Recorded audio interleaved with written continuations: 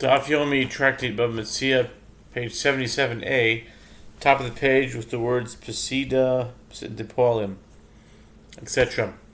This is the laborer's loss, as it is a consequence of their misfortune. But if he did not survey his land the night before, it is the employer's loss, and he gives them the wages of an idle laborer. And Rava further said, with regard to this one who hires laborers to draw water from a river or a trench to irrigate his field, and rain fell, so that he no longer needs laborers, this is the laborer's loss. The employer does not need to pay them, as he could not have known ahead of time that this would happen. But if the river comes up and irrigates the field, this is the employer's loss, as he should have taken this possibility into consideration. And therefore he gives them the wages of an idle laborer.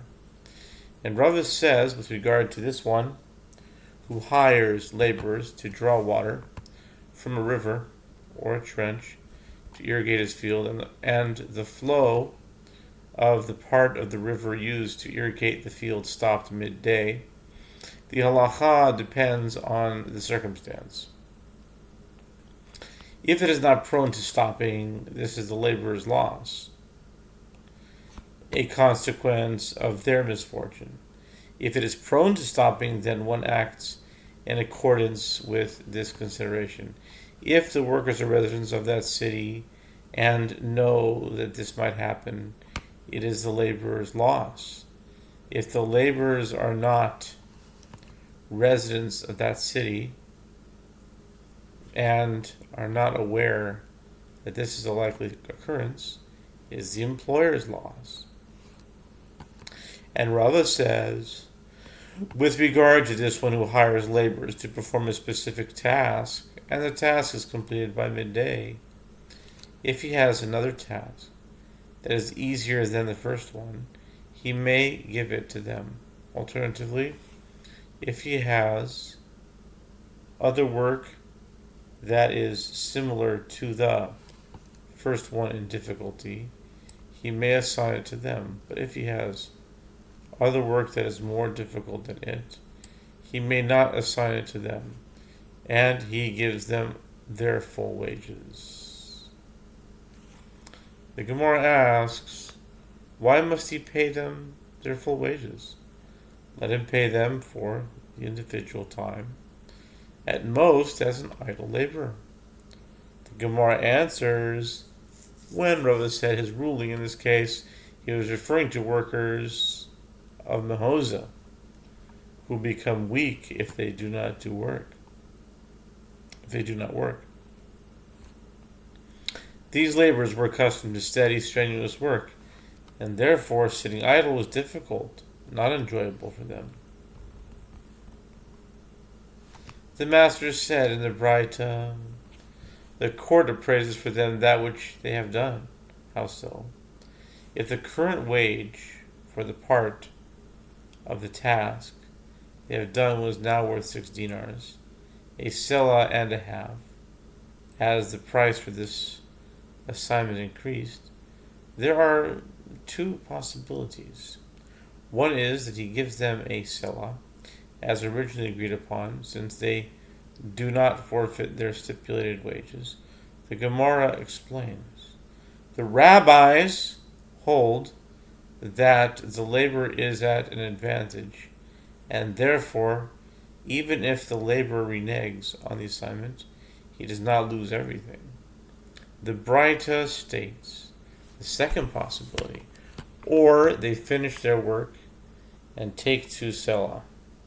The Gemara asks, isn't it obvious that this is the case? That is the sum they agreed on at the outset. The Gemara responds, no. It is necessary to state this halacha in a case where the price of labor increased during the day and the laborers rebelled and did not want to work anymore, and the employer went and appeased them, and they agreed to finish their task. Lest you say that they can say to them, when we were appeased, it was with the intent that you would increase our wage.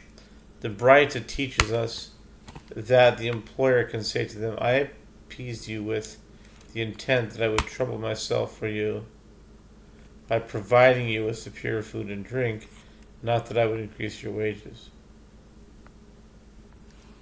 The Braita further teaches that if they perform work with a selah, he gives them a selah. The Gemara asks, isn't that obvious?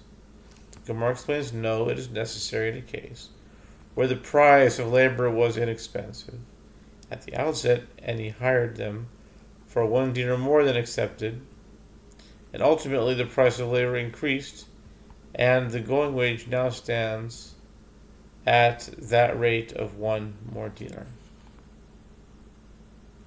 The Gemara elaborates, lest you say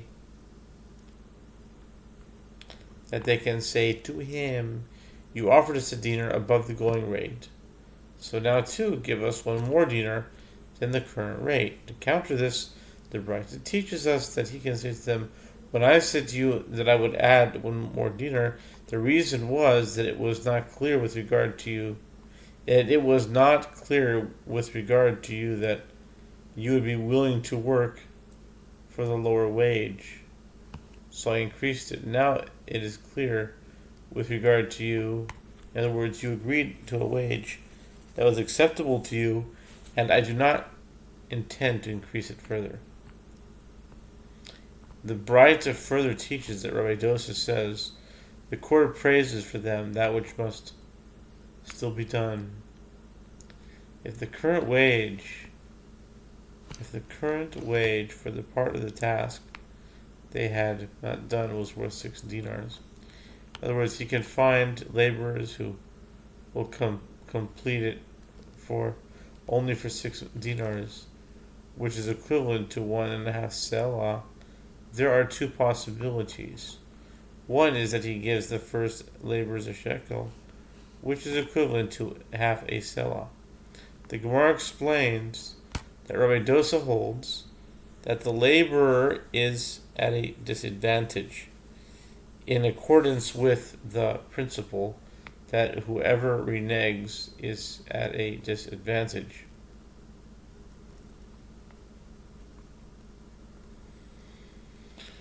The Braita states the second possibility, or they finish their work and take 2 selah.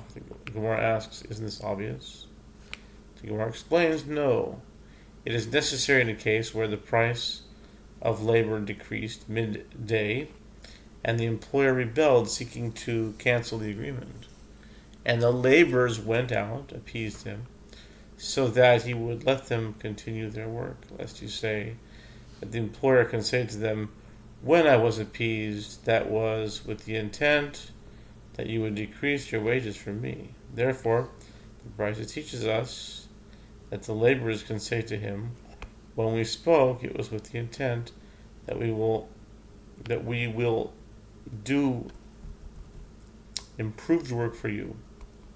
The Braita further teaches that Rabbi Dosa said, and if the current wage for the part of the task they had not done was worth a selah, he gives them a selah. The Gemara asks, isn't that obvious?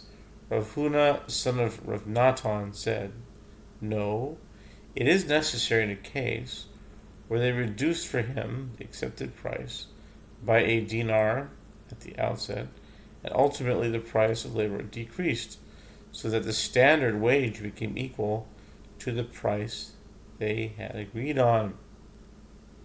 Rav Huna, son of Rav Natan, elaborates, lest you say that the employer can say to them, you said to me that you would accept wages of a dinar less than the market value, and therefore a dinar less that the standard wage is what I will give you. Consequently, Rabbi Dosa teaches us that the laborers can say to him, when we said to you that we would agree to a dinar less, that was when it was not clear to you It's not clear that you would be willing to pay the higher wage. But now that it is clear that you will agree, and therefore you cannot reduce our wages. With regard to that same dispute in the Braita, Rav said the halacha is in accordance with the opinion of Rabbi Dosa. The Gemara asks, and did Rav really say that? But doesn't Rav say that a laborer can renege from his commitment even at midday? And if you would say that there is a difference for Rabbi Dosa between hired work and contracted work, as a hired laborer can renege but a contracted laborer cannot, is there really a difference for him?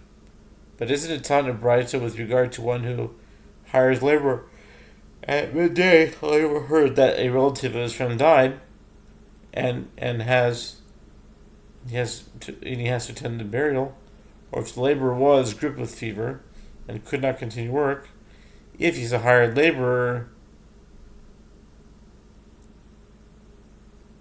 he gives him his wage, and if he is a contractor, he gives him his contracted payment. So we see that a hired laborer is contractually obligated